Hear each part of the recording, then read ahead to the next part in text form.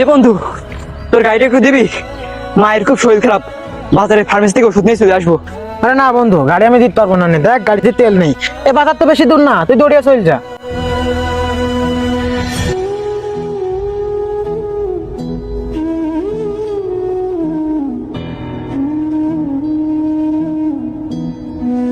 এ ভাই, তোর মা আর বেঁচে নেই, মারা গিয়েছে।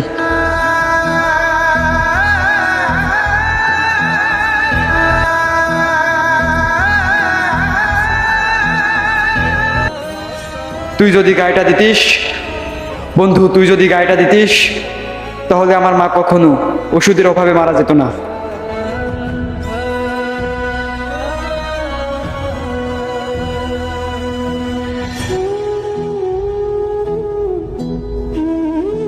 বন্ধু, আমায় ক্ষমা করে দিস।